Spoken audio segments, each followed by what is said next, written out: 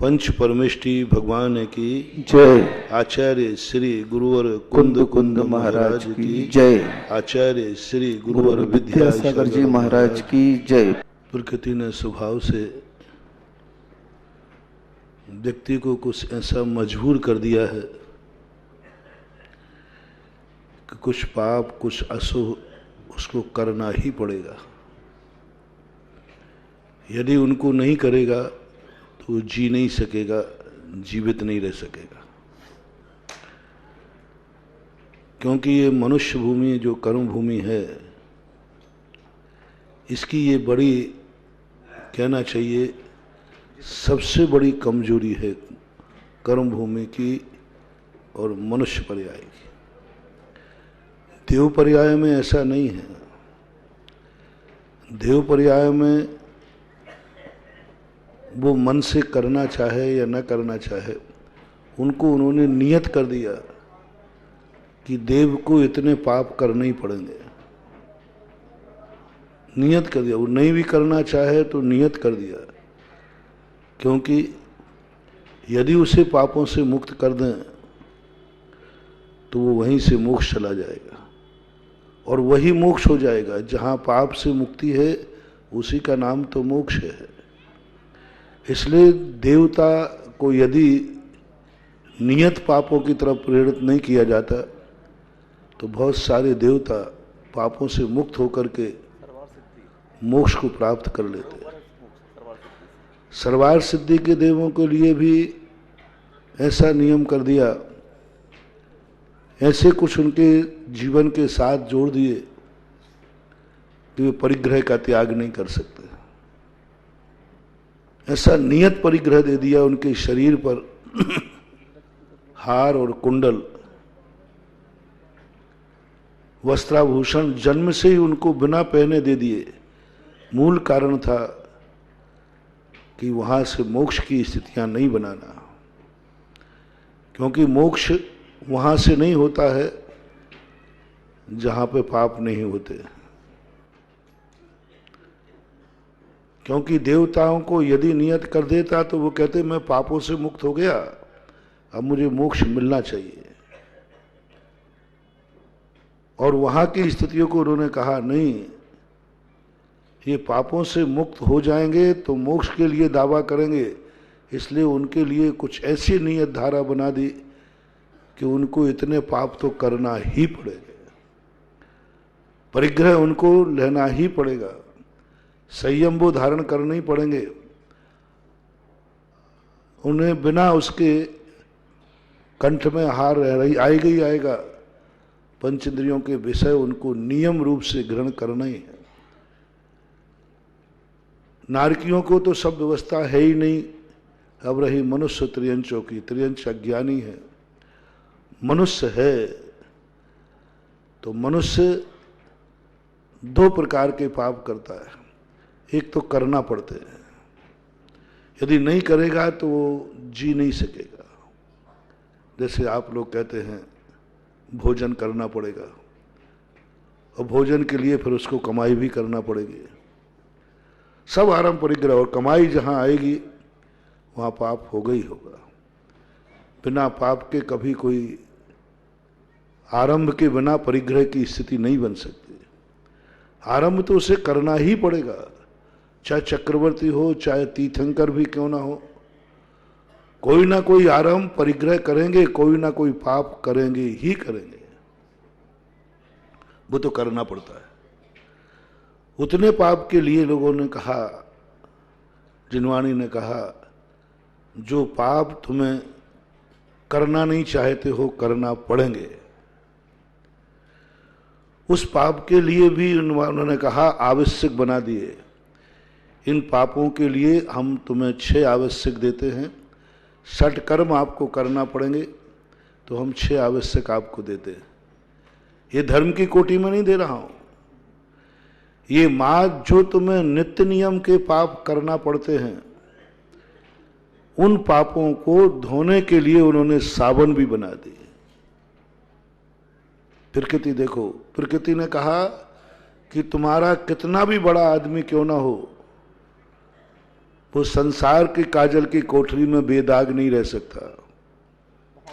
काजल की कोठरी में कैसा हूं सयानो जाए, पर लीक लागे पर लागे।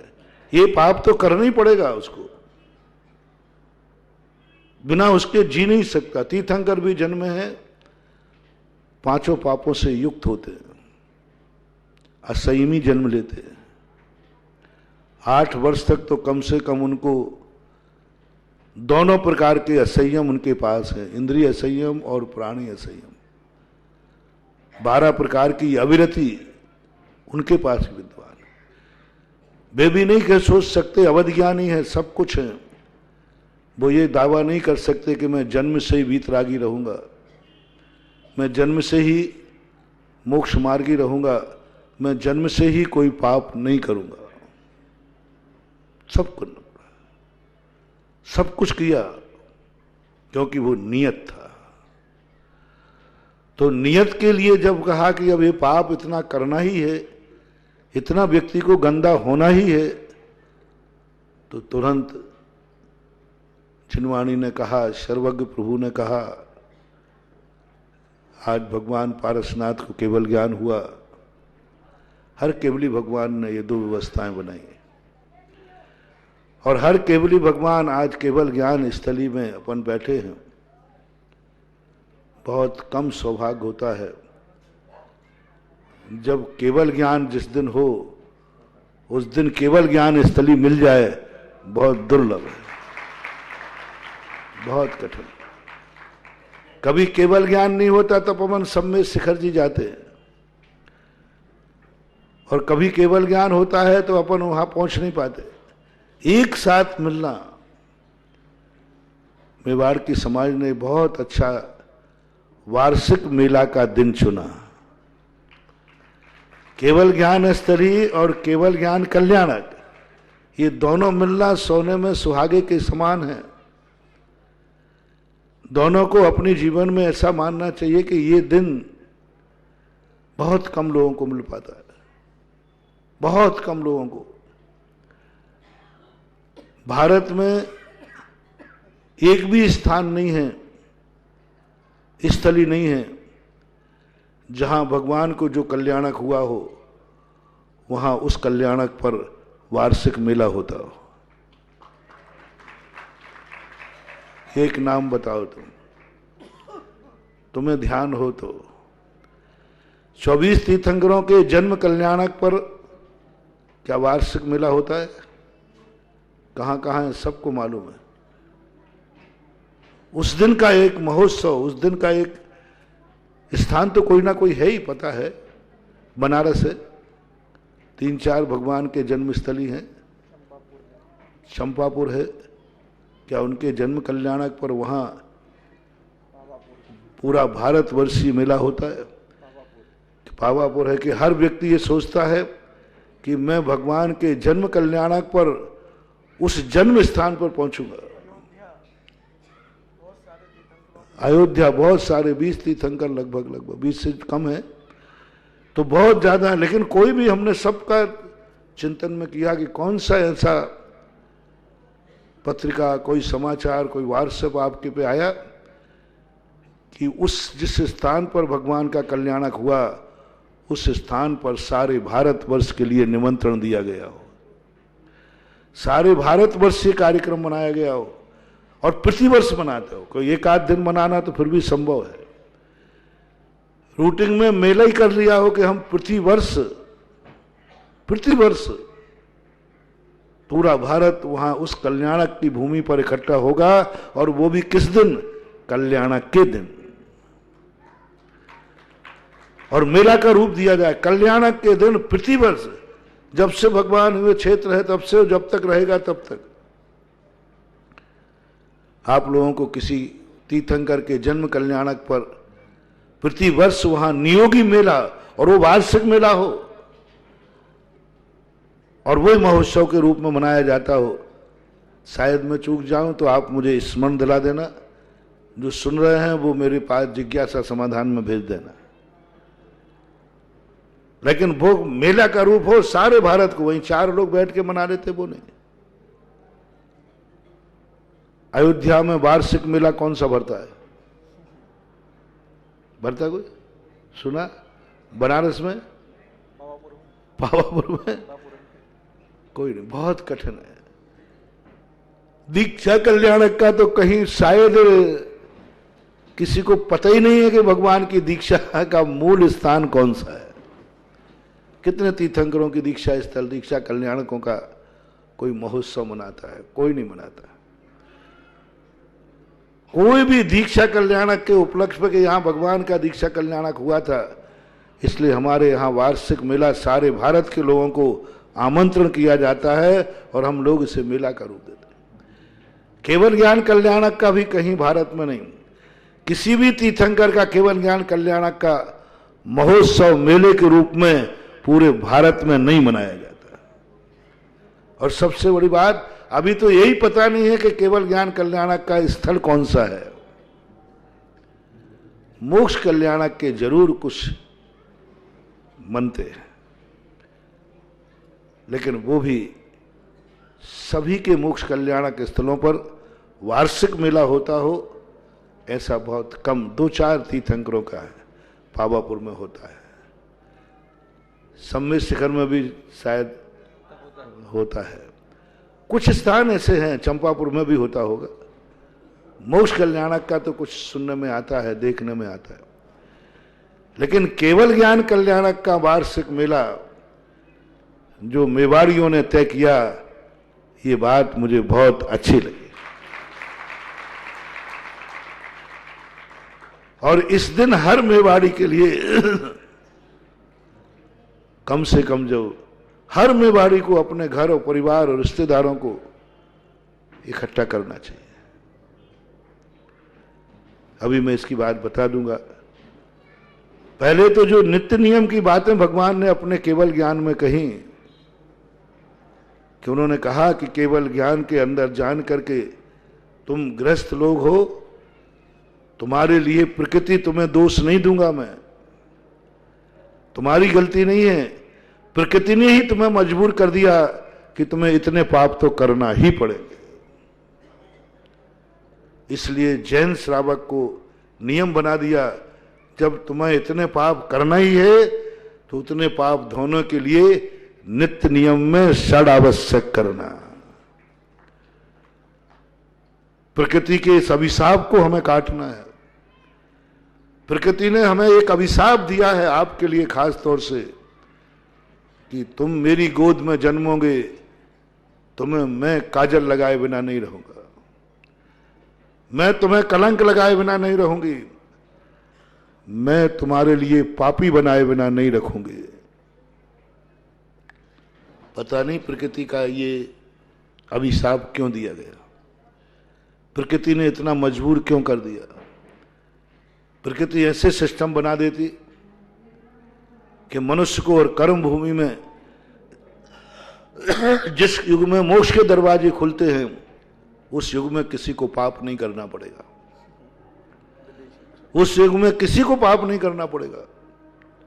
ऐसा स्थान बना देती पूरे 2.5 द्वीप के अंदर, जहां जहां से मोक्ष है वहां वहां से प्रकृति का अभिशाप है। सभी कर्म, चाहे विधेय क्षेत्र हो, चाहे भरत ऐरावत हो, एक पुरस्कार भी दिया तो एक अभिशाप भी दिया। इधर मोक्ष के दरवाजे खोल दिए कि मोक्ष जा सकते हो, उधर जन्म के समय अभिशाप दे दिया, तू पाप से रहित नहीं हो सकता। कितना भी तू तीर्थंकर बन के जन्म जा, चक्रवर्ती बन जा, लेकिन मैं तुझे पापी बना के रहूंगी और तुझे पाप करना ही पड़ेगा।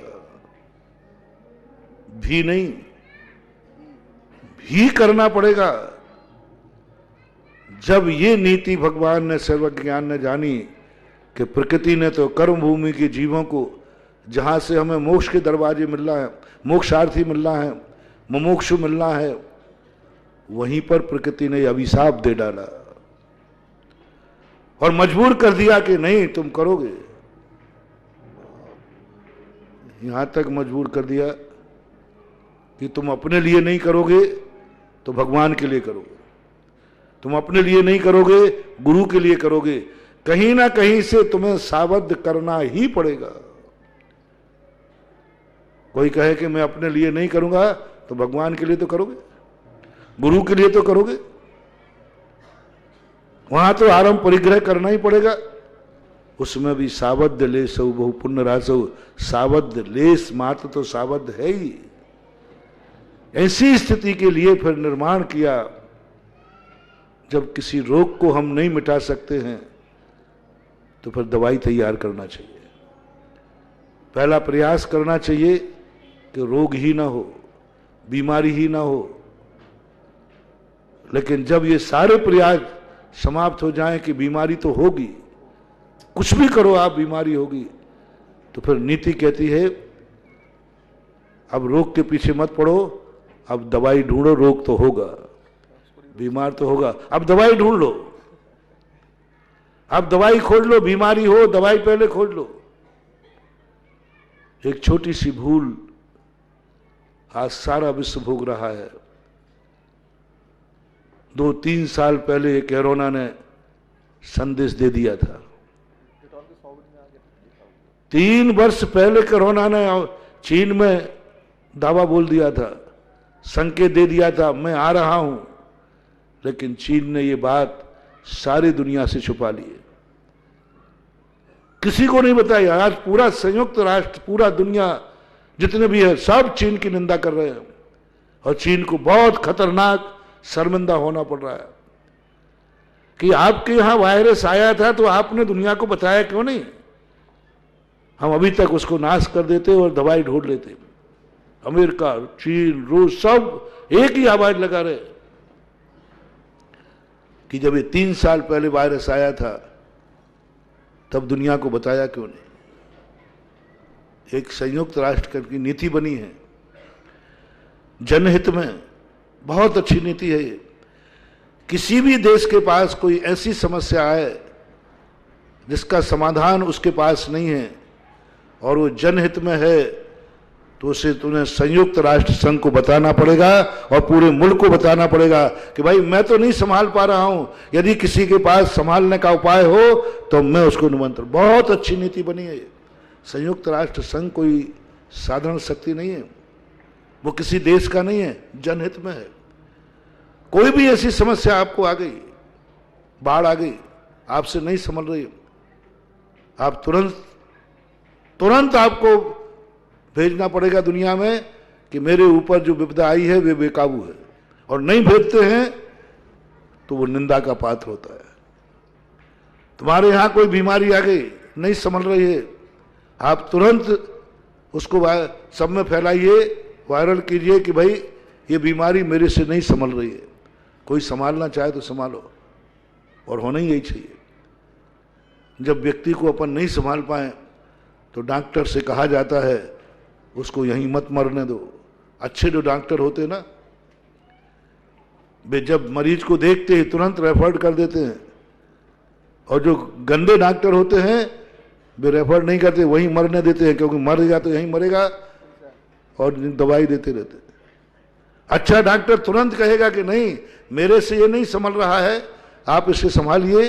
कोई भी डॉक्टर भारत का संभालना चाहता है, संभाले, मेरे से नहीं संभल रहा है। ये अच्छे डॉक्टर की पहचान है।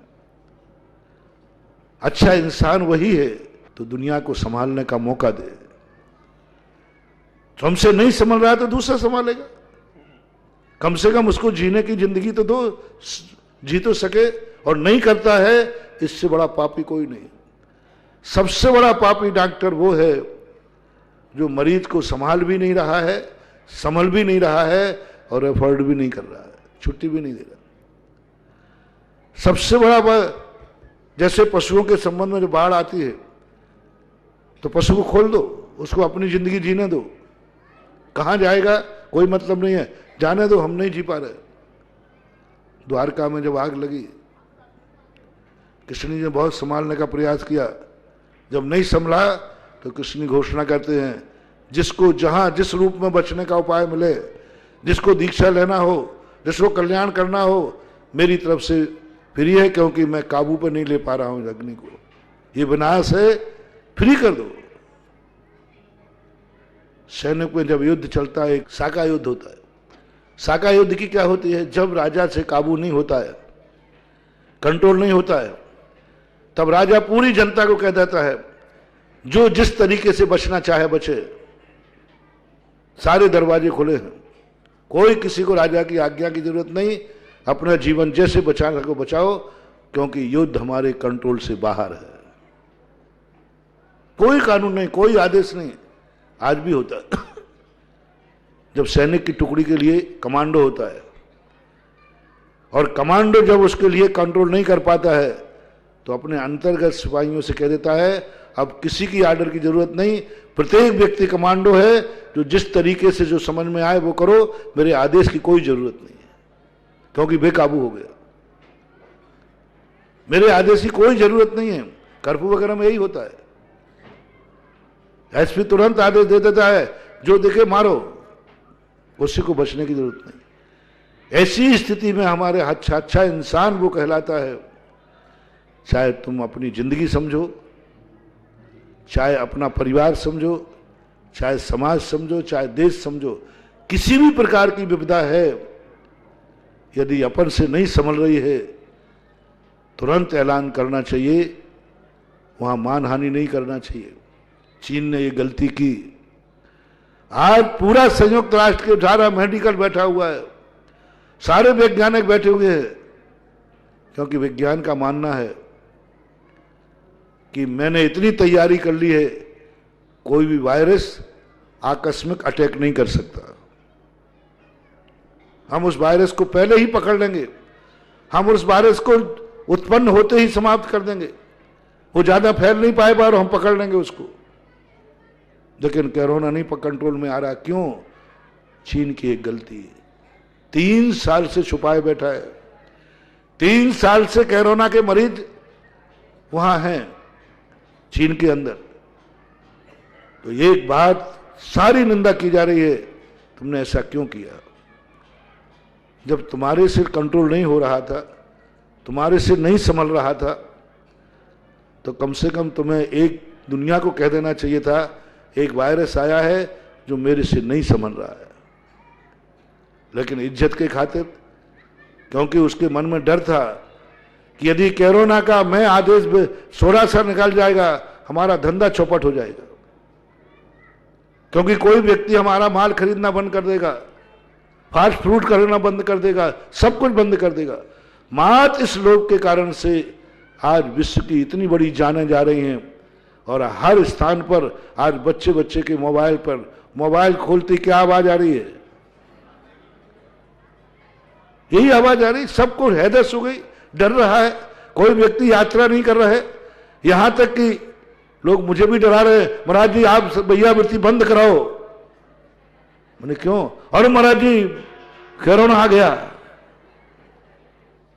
मुझे भी डरा, महाराज जी भैया वृत्ति बंद कराओ, कोई भी चारों तरफ तखर लगाओ, कम से कम 1 मीटर दूर से लोगों को दर्शन कराओ, पैर भी मत छुआओ। अरे मैंने कही खतरनाक कोरोना है, दूर रखने को, क्योंकि आपके पास तो नए नए लोग यात्री आते, कहां से यात्रा करके आया, कहां से आ रहा है, कहां से जा रहा है, और सब आपको छूने का प्रयास करते हैं। इतना अनकंट्रोल हो गया कि वो मंदिरों में साधुओं के कमरे तक भी प्रवेश कर सकता है। ये हवा सबके मन में डर गई। एक छोटी सी भूल।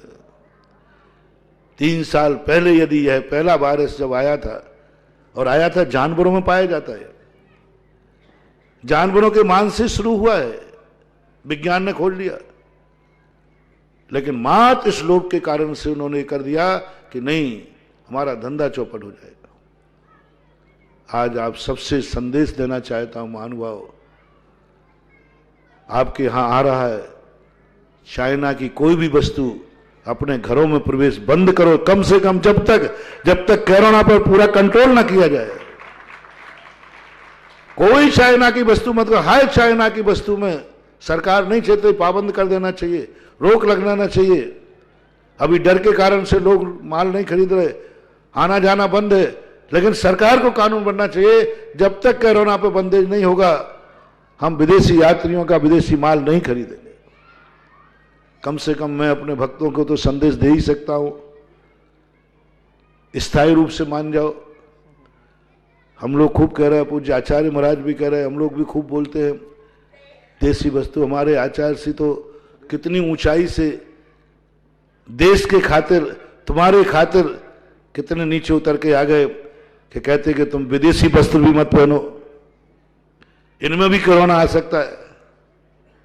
कोई चीज विदेशी मत करो, सब देश की बनाओ। और देश में हमारे पास सब कुछ है, हम कर सकते हैं, सब कुछ कर सकते हैं। बहुत अच्छे कपड़े भी बना सकते हैं। हम विदेशियों के आधार पर होकर के हम अपनी देश की कला और खूब लेते, क्योंकि हमारी अब कला समाप्त होती जा रही धीरे धीरे। हमारे पास भी इतनी कलाएं हैं, इतनी कलाएं हैं। यदि हथकरघा जैसा पूरा भारत, यदि गवर्नमेंट सरकार इसको प्रोत्साहन दे रहा है तो सारा विश्व हथकरघा के कपड़े का दीवाना हो जाएगा। सारी दुनिया पहने, क्योंकि इसमें लाभ बहुत है। लेकिन हम विदेशियों के माध्यम से इतने ज्यादा उससे हो गए कि हम अपनी कला ही भूल गए। हमारे देश की कला हमारे ज्ञान से चली गई। ऐसी स्थिति में कम से कम स्थायी रूप से मानते हो तो मानो, पहनने की कोई भी वस्तु घर में। आज चाइना ने क्या तमाशा कर दिया, क्या कर रहा है। एक भी घर शायद ऐसा हो जिस घर में चाइना की कोई ना कोई वस्तु ना हो। मैं अंदाज से बोल रहा हूं। क्या आपके पास कोई ऐसी वस्तु, कोई है घर ऐसा जिसमें चाइना की कोई वस्तु नहीं हो? बाबू है कोई? नहीं है। जबलपुर मोबाइल तो है ही कम से कम, है ना? सब चीजें होंगी, कोई ना कोई आ गया। मतलब उन्होंने ऐसी नीति अपनाई कि मेरी वस्तु के बिना कोई विश्व का व्यक्ति रह ही, उन्होंने पेन बना दिया, पेंसिल बना दिया, बल्ब बना दिया, लाइट बना दी, और ऐसे आकर्षण बनाए, मेरी लाइट लगाओ बहुत कम बिल आएगा। हाँ, एलईडी बनाई, ऐसे बनाओ जिसमें कम बिल आने का बनाया। ये एलईडी ही सबसे ज्यादा कैंसर करने वाली है, ये घोषणा हो गई है। अब लो, हम लोभ में चले गए, एलईडी वो चाइना की लाओ, बहुत कम बिल आता है, बहुत कम, बताते 30-40% बिल आता है। लेकिन उसका इफेक्ट इतना होगा, अब वो 30-40% बिल कम करने के लिए उसमें जो रेंज निकलती है, अभी डॉक्टरों ने घोषित कर दिया कि चाइना की जो लाइट निकली, बिल कम आया, उससे सबसे ज्यादा कैंसर है। क्योंकि तुम रात भर सोते रहोगे बल्ब लगा के, उसकी रेंज पड़ेगी कैंसर की सबसे ज्यादा। मेरे लिए लोगों ने कहा कि महाराज सब क्षेत्रों पर ये कर दो। मैंने भी सोचा कि अच्छी बात है, बिल बढ़ता है, लेकिन अब तो सबसे बड़ा बिल का खर्चा ज्यादा है कि कैंसर का। उसमें तो कम से कम पैसे ही जा रहा है, इसमें तो जान जा रही है। चाइना की कोई भी वस्तु, एक भी वस्तु ऐसी नहीं है जो साइड इफेक्ट ना हो। लाभ कम है और हानि ज्यादा है। लेकिन तुरंत करंट में जो लाभ देता है उससे लोग प्रभावित हो रहे हैं, और दीर्घ काल तक जो दुख हो रहे दे रहे हैं वो नहीं समझ पा रहे, सरकारें नहीं समझ रही है। हर चीज चाइना की, कोई भी वस्तु चाइना की होगी। हालांकि कुछ थोड़े 10-5 साल बाद चाइना इतना बदनाम होगा कि लोग कहेंगे यदि जीवन को समाप्त करना है तो चाइना की वस्तु, सारे विश्व स्तरीय आंदोलन होने वाला है, बहिष्कार होगा, ये पूरा बहिष्कार। मैं अपने जैनियों को, अपने भक्तों को, भारतीयों को, सबको जो जो प्रवचन सुन रहे हैं बैठे बैठे, उन सब से मेरा कहना है तुम आज से चेत जाओ। तुम्हारा गुरु, तुम्हारी जिनवाणी तुम्हारे साथ, तुम्हारे गुरु आह्वान कर रहे हैं कि तुम अपनी चाइना की वस्तुओं का प्रयोग बंद करो, चाइना की वस्तुओं के उपयोग कम कर दो। कुछ अनिवार्य चीजें हैं तो चलो इतनी छूट देता हूं, मजबूरी में देता हूं कि जो तुम्हारे देश में मिलती नहीं है, जो तुम्हारे देश में नहीं मिलती, तुम्हारे जिंदगी की आवश्यक बन गई हैं, लेकिन देश में वो वस्तु है नहीं, उनकी छूट है। कम से कम इतना तो कर ही लो कि खाने की कोई वस्तु चाइना की नहीं खाऊंगा, बस खाने की थाली चाइना की नहीं होगी, बॉन चाइना का प्रयोग नहीं करेंगे। खाने में उसका जो बर्तन है, खाने में बनाने में जो उसके साधन है, चूल्हे आदि, जो कुकर आदि, और खाने की वस्तु हम कभी चाइना की प्रयोग नहीं करेंगे। उसमें आ रहा है वायरस, आ रहा है उसमें, वहां से बनने के जितने भी पैकेट आ रहे हैं, किसी में भी वायरस आ सकता है। किसी भी समय अपने बच्चों को बाहर जाकर के फास्ट फूड के लिए रोको। सबसे ज्यादा फास्ट फूड से कोरोना फैल रहा है सबसे ज्यादा, क्योंकि उसी चीज में ऐसी गंदी चीजें मिलती हैं जो जानवरों के खाने लायक हैं, वो सब फास्ट फूड में डलती है। इसलिए अपने बच्चों को स्कूल जाने समय रोको कि फास्ट फूड नहीं खाना, ये चीजें नहीं खाना, इन चीजों का प्रयोग मत करना। फिर बाद में मत कहना कि हमें किसी ने बताया नहीं, अब तो मैंने बता दिया। क्योंकि जब मैंने देख लिया कि अब ये कोरोना मेरे भी बेकाबू हो रहा है, अब मेरी शांति धारा काम नहीं कर रही, मैंने पहले ही कहा जो चीज स्वयं के बेकाबू हो जाए उसे दुनिया के सामने छोड़ देना चाहिए कि भाई संभालो, अब मेरे से काबू नहीं हो रहा है। तो अब मैं भी इस कोरोना के लिए अपनी तरफ से सारे दुनिया को कहता हूं, मेरा नमोकार मंत्र, मेरा भक्तांबर मेरे भ्रांति धारा से बेकाबू हो रहा है, सावधान सावधान सावधान। और ये सावधानी तुम्हें दी जा रही है कि कोई चाइना की वस्तु प्रयोग मत करो जब तक एक घोषणा नहीं हो जाए कि विश्व से कोरोना रोग पूर्णतः समाप्त हो गया।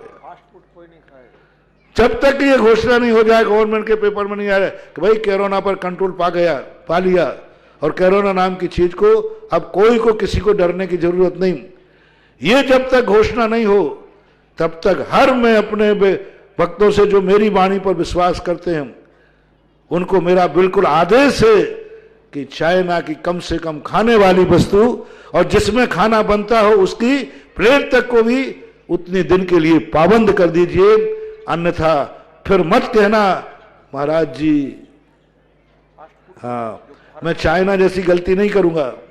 मैंने तुम्हारे लिए कह दिया, आगाज कर दिया, फास्ट फूड कम से कम जितने हैं ये चाइना बहुत जहर है, वैसे ही जहर है।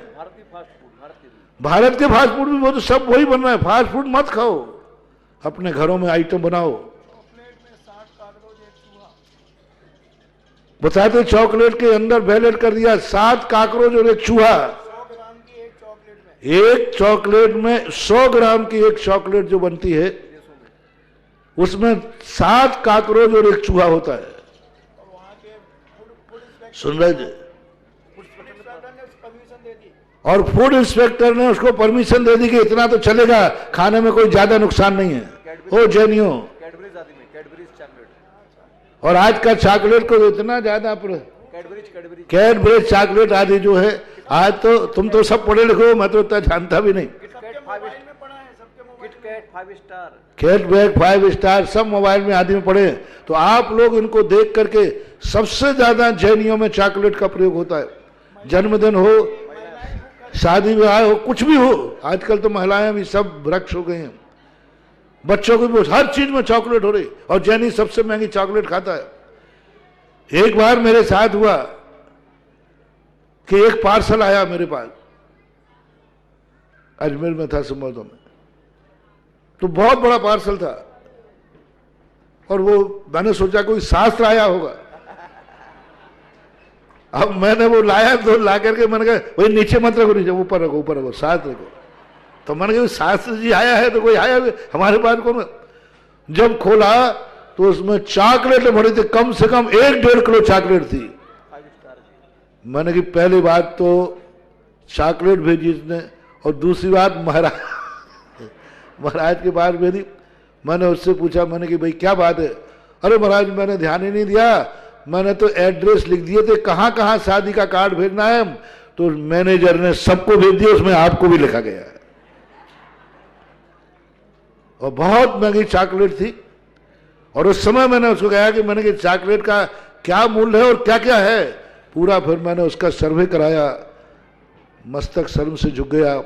जो जो चीजें उसमें डली थी, जो उन्हीं चीजों का वो स्वाद था, और वो चीजें बहुत गंदी चीजें।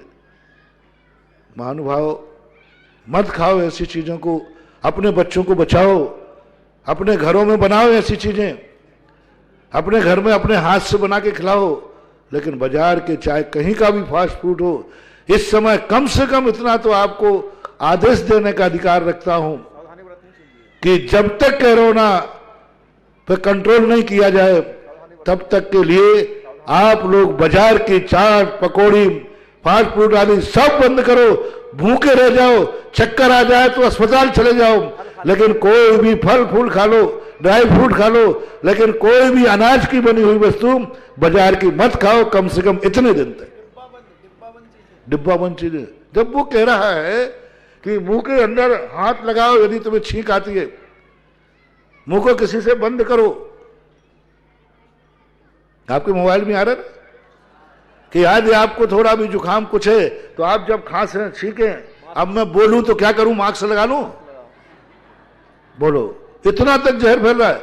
अपने मुंह को नाक को मत छुओ हाथ से।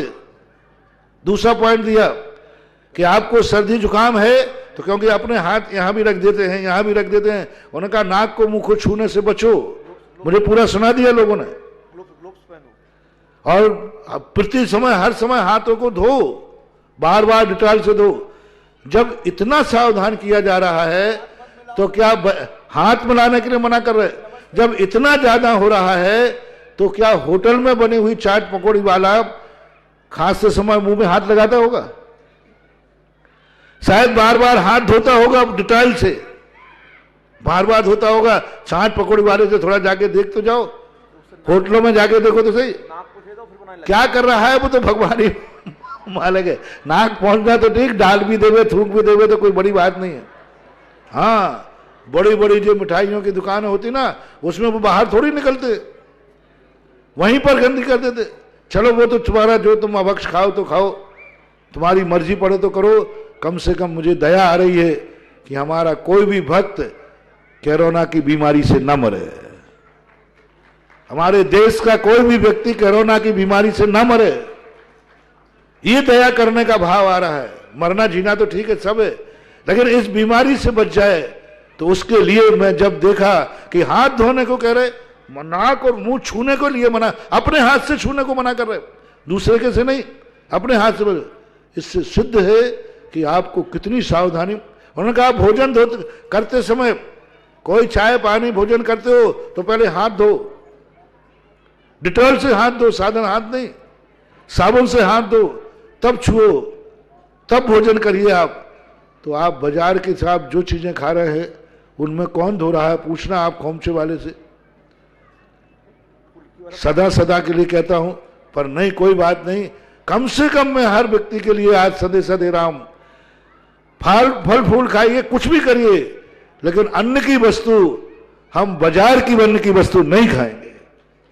अभी कलेक्टर ने ज्ञानोदय तीर्थ क्षेत्र में, अभी सुकांत भैया का समाचार था कि वो मेला लगता है ना आपके, वो लगते हैं काउंटर, स्टॉल खाने पीने के, उन स्टॉलों के लिए कलेक्टर ने कहा नहीं लगा सकते अब कोरोना के कारण से। उन्होंने कहा साहब मैं यहीं बना के बनाऊंगा, मैं बाजार से नहीं लाऊंगा, मेरे क्षेत्र में बनेगा, मिठाई वाला बनाएगा और यहीं बना के करेंगे, कोई बाजार के नहीं रहेगा। उन्होंने कहा नहीं, आप बनाएंगे भी लेकिन स्टॉल पर लगाएंगे, जितनी देर आप लगाएंगे उतनी देर में भी कोरोना का कीटाणु आ सकता है। मेला रोक दिया, होली के अंदर नहीं लगाने दिया। सार्वजनिक रूप से आप कोई भी स्टॉल नहीं लगा सकते, सामाजिक रूप से कोई खाने पीने का स्टॉल नहीं लगा सकते, खाने पीने के स्टॉल पर आप कोई सामान नहीं रख सकते। मेला के पत्रिका में छप चुका था, यहां विमोचन भी हो गया था, आशीर्वाद भी ले लिया। कलेक्टर ने सख्त आदेश दिया कि नहीं, यदि आप लगाएंगे मैं इसको पुलिस को भेजकर बंद कराऊंगा। आप अपने भोजन को रसोई तक रखिए, बाहर स्टॉल पर मत लगाइए। स्टॉल पर लगते ही हवाओं में कोरोना है, वो भोजन की सामग्री में से जल्दी प्रवेश करता है। यदि आपका भोजन खुला रखा है स्टॉल पे तो वो जल्दी आपके अंदर प्रवेश कर जाएगा उस भोजन के माध्यम से। इसलिए मैं बहुत करुणा दया करके कह रहा हूं कि बाजार की अन्न की वस्तु खाना बंद करो, फास्ट फूड बाजार के खाना बंद करो, चाहे चाइना का हो, चाहे भारत का हो, कहीं का बना हुआ हो। बाजार की कोई भी अन्न की बनी हुई वस्तु को, अपने बच्चों को बचाओ, स्कूल जा रहे हैं, चाट पकौड़ी खा रहे हैं, उनको इतने दिन के लिए तुमने पाबंद कर लिया तो भी तुम्हारा जीवन दान बच सकता है। और चाइना को सबक मिल जाए ये कि 3 साल तक इस जानलेवा बीमारी को छुपाने का क्या हश्र होता है। 3 साल तक छुपाया रहा, मात्र इसलिए कि हवा फैल जाएगी तो लोग हमारा सब सामान खरीदना बंद कर देंगे, हमारा व्यापार धंधा बंद हो जाएगा। आज जब से वायरस फैला है, चीन की हालत खराब हो गई है। चीन के एयरपोर्ट पर, चीन के स्टेशनों पर मालों की गोदामें भरी है, कोई लेने वाला नहीं है।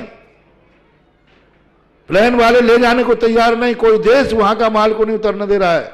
और सब एक ही कह रहा है, जो तुमने विश्व के साथ धोखा दिया है उसका हश्र तुम्हें भोगना पड़ेगा। और विश्व के सारे डॉक्टरों ने बहुत कड़े शब्दों में निंदा की है। चीन ने क्षमा मांगना पड़ी, चीन की निंदा हुई, उसको क्षमा मांगना पड़ी और ये कहना पड़ा, मेरी अपनी भूल से मैं शर्मिंदा पर महसूस करता हूं, शर्म महसूस करता हूं, मेरे से ऐसी गलती हुई। ये आपके यहाँ आपके मोबाइल में आ रहा है, वो बता रहा हूं, जो मुझे सुना दिया है वो बता रहा हूं। हाँ, मुझे सुना दिया, शाम को सुना रहे थे बच्चे लोग यार कि देखो ऐसी स्थिति बन रही है। तब मैं सुनकर दंग रह गया। महानुभाव, हमारी जिनवाणी, हमारे शास्त्र ऐसी गलती कभी नहीं करते। रिंगटोन में आ गया, रिंगटोन में। हाँ, रिंगटोन वगैरह जो मैं हमारी जिनवाणी कभी ये गलती नहीं करती। भगवान ने केवल ज्ञान इसलिए ही प्राप्त किया है, एक कारण ये है कि हम सारी दुनिया को बता सकें कि कौन सी चीज अनकंट्रोल है और कौन सी चीज कंट्रोल्ड है। तीर्थंकरों का केवल ज्ञान अपने लिए ही नहीं होता। पूज्यवर वीर सिंह स्वामी महाराज ने स्पष्ट लिखा कि तीर्थंकर जब भी केवल ज्ञान प्राप्त करेंगे, कम से कम वर्ष पृथकत्व प्रमाण, यानी 3 वर्ष से लेकर के 8 वर्ष 9 वर्ष के अंदर अंदर तक नियम से उन्हें प्रवचन देना ही पड़ेगा। और वो प्रवचन देना पड़ेगा जो सारी दुनिया में वो जान चुके हैं। तो भगवान तीर्थंकर थे पारसनाथ, उन्होंने केवल ज्ञान प्राप्त करके दुनिया में जाना और उपदेश दिया कि मैंने सारी दुनिया को देख लिया है, कुछ पाप ऐसे हैं जो लाइलाज हैं, कुछ बीमारियां ऐसी हैं, प्रकृति का कुछ अभिशाप ऐसा है जिसके बचाने के, उसको नाश करने का कोई उपाय नहीं है। पारसनाथ ने केवल ज्ञान से जान के कहा। पूछा होगा, किसी ने प्रश्न किया होगा कि हमें पाप मुक्त दुनिया चाहिए, पाप मुक्त जन्म चाहिए, पाप मुक्त पृथ्वी चाहिए। हम जब जन्म लें तो हमारे सारा परिवार पापों से मुक्त हो, सारे परिवार में सब पापों से मुक्त हो। बिना पाप के मेरा जन्म होना चाहिए, बिना हिंसा के मेरा जन्म होना चाहिए, बिना परिग्रह के हमारा जन्म होना चाहिए। ऐसा स्थान बताओ मुझे जहां मैं, ऐसी कौन सी पर्याय है संसार की, सिद्धालय की नहीं बोल रहा हूं, संसार की, संसार की ऐसी कौन सी पर्याय है जिसके लिए मैं कुछ भी करने को तैयार हूं। मुझे जब भी संसार की कोई पर्याय मिले, वो पर्याय मिले जिसमें कोई पाप न करना पड़े, जिसमें कोई कसाय न करना पड़े, जिसमें कोई राग द्वेष न करना पड़े, जिसमें 24 प्रकार के परिग्रहों में से एक भी परिग्रह मेरी जिंदगी में ना आवे, 24 प्रकार के परिग्रहों से रहित। भगवान ने केवल ज्ञान से जान के कहा असंभव है, अनपॉसिबल, कहीं हो ही नहीं सकता, संभव नहीं है ही नहीं। भगवान आप कोई कर दीजिए, बोले मेरे बस के भी बाहर है। और आज भगवान ने सारे केवल ज्ञान में जानकर सारी दुनिया को हिदायत दे दी, इस बीमारी की कोई दवाई नहीं, ये वायरस खतरनाक है और ये वायरस नाश भी नहीं होगा। 3000 वर्ष पहले ये घोषणा की कि तुम्हें 5 पाप करना पड़ेंगे, तुम पापियों के बीच में जन्म लोगे, तुम पाप से जन्म लोगे। कितनी बड़ी बात कही, पाप से जन्म लोगे, बिना पाप के तुम्हारा जन्म नहीं होगा, पापियों के बीच में जन्म लोगे और पापमय तुम्हारी जिंदगी का शुरुआत होगी। एक भी पाप से रहे। तीर्थंकर की जो मैंने कहा था, उनको भी वीआईपी व्यवस्था नहीं है कि तीर्थंकर बिना पाप के, बिना पापियों के बीच में जन्म जाए। किसी ब्रह्मचारी के यहां किसी का जन्म नहीं होगा, तीर्थंकर भी क्यों ना हो। अब बोलो, तीर्थंकर को तो कोई अलग व्यवस्था बना देते जन्म की, वीआईपी, उनको भी असंयम धारण करना पड़ा। किसी ब्रह्मचारी के यहां जन्म होता तीर्थंकर का, कितना अच्छा होता। किसी ब्रह्मचारी के यहां हो ही नहीं सकता। बाद में ब्रह्मचारी व्रत ले लेते बात अलग है, लेकिन जन्म जब भी होगा दुनिया में मोक्ष जाने वालों का, वो गर्भज ही होगा। गर्भज अब ब्रह्म से ही होगा। अब ब्रह्म करना ही पड़ेगा मां बाप को, तब कहीं तीर्थंकर का अवतरण होता है। और जन्म के बाद क्या हालत होती है, देवताओं तक को परिग्रह की व्यवस्था करना पड़ती है। ऐसी स्थिति में भगवान केवल ज्ञान के द्वारा जानकर कहते हैं कि लो, जब इसका कोई इलाज नहीं, बीमारी होगी तो मैं तुम्हें एक दवाई देता हूं। मैं दवाई देता हूं इस पाप की बीमारी को काटने के लिए, इस अभिशाप से बचने के लिए षड आवश्यक दिए। प्रतिदिन करो, ये धर्म नहीं है, ये आवश्यक है, ये करना ही है, मजबूरी में है। सुबह अभिषेक करना ही है, डिटाइल से हाथ धोना है, नहीं तो 24 घंटे जो तुम पानी खर्च करते हो नहाने में, टॉयलेट में, बाथरूम में, कपड़ा धोने में, इसमें कोरोना जैसा वायरस तुम्हें चिपक जाएगा। हाँ, महान हिंसा है। एक बूंद पानी में 36,450 जीव मरते हैं। अब बोलो इस कोरोना से कैसे बचाएं? आध्यात्मिक दृष्टि को मैं नाम दे रहा हूं ये, क्योंकि आज जो नाम चलता है उस नाम से बोलने में आपको समझ में आ जाएगी। अब बताओ इस बीमारी से कौन बचेगा? 24 एक बूंद पानी में 36,450 जीव की हत्या निश्चित होती है।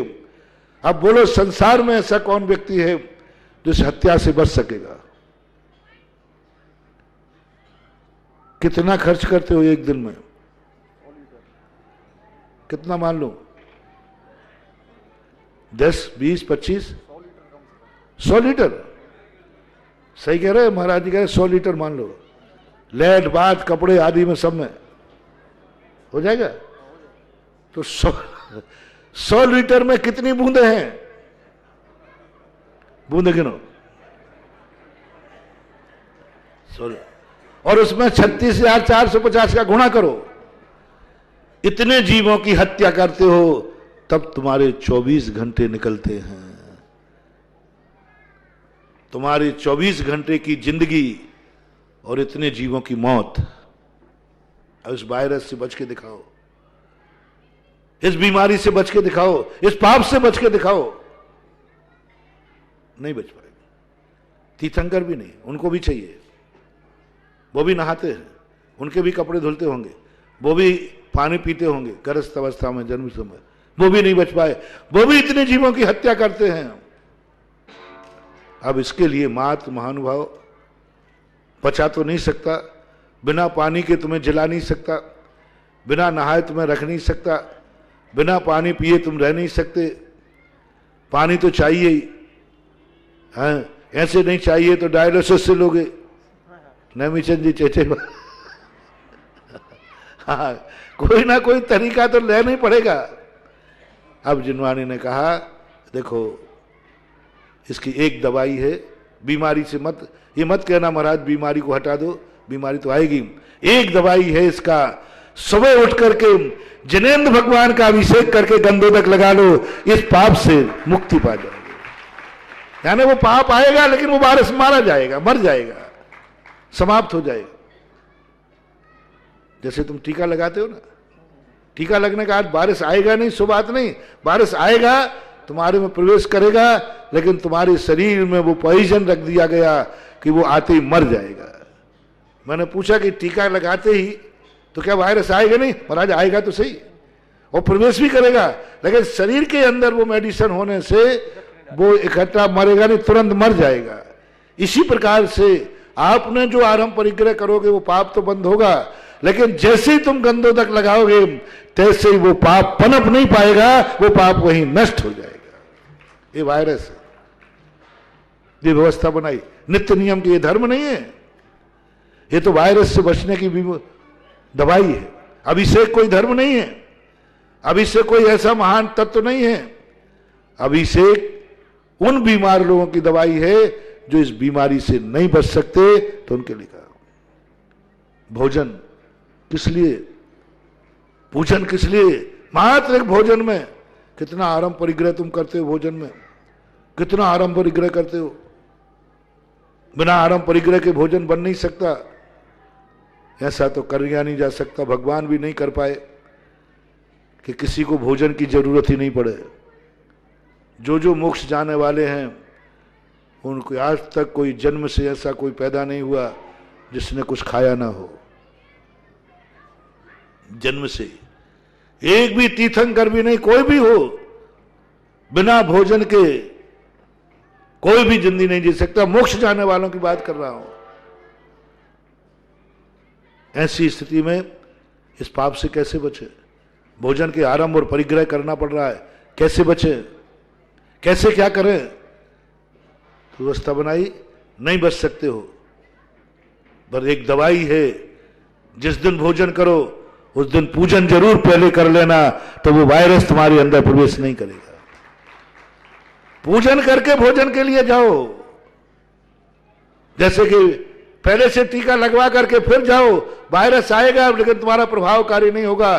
भोजन कर करके, पूजन करके भोजन करोगे तो भोजन संबंधी जो पाप है, वायरस है, वो तुम्हारे लिए फैल नहीं पाएगा, दुरुपयोग नहीं बढ़ेगा। इसलिए बिफोर टाइम पूजा, या तो आज भोजन का नियम त्याग करो या पूजन का नियम लो, दो में से एक करना है। पूजन कराना धर्म तो है ही नहीं, मैंने पहले ही कह दिया। इसलिए मैं भोजन के पूजन के पक्ष में नहीं है, लेकिन हमें ये मालूम है कि भोजन करने से जो कोरोना वायरस आएगा उसको कोई नहीं बचा पाएगा। तो कौन कौन व्यक्ति भोजन का त्याग कर रहा है? नहाओ या अभिषेक करो, नहाओ या अभिषेक करो, नहाना छोड़ो या अभिषेक। या तो नहाने का त्याग करो या अभिषेक शुरू करो, दो में से एक। दो ही रास्ते हमारे पास, दो ही रास्ते हैं महाराज। तीसरा कोई रास्ता? तीसरा तो तीये की बैठक है, तीसरा है, दो ही है। या तो नहाना बंद करो, आराम परिग्रह बंद करो, या फिर अभिषेक करो, या भोजन बंद करो, या पूजन करो। क्योंकि ये तुमने नहीं किया तो ऐसा वायरस पनपेगा कि फिर तुम्हारा लाइलाज होगा। जो भोजन तो करते हैं, पूजन नहीं करते, एक दिन उसकी ऐसी दशा होगी, एक आध पर्याय में लाइलाज होगा, जहां भगवान भी नहीं बचा सकेंगे, हम लोग भी नहीं बचा सकेंगे। दान क्यों आया? दान एक कोरोना जैसी पाप रूपी कोरोना की एक बीमारी की दवाई है दान। क्योंकि जब कोई कमाता है, जो मैंने प्रवचन के पहले प्रारंभ में कहा था, समय हो गया, प्रवचन के प्रारंभ में कहा था कि कमाई कभी बिना पाप के हो ही नहीं सकती। अब ये पाप करना ही है, अब अपरिहार्य है।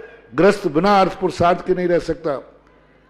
तो केवल ज्ञान में पारसनाथ ने कहा, ये बीमारी तो तुम्हें करना पड़ेगी, कमाना तो पड़ेगा।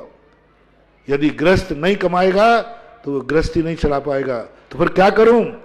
दान रूपी टीका लगा लो, पहले लगा लो या बाद में लगा लो?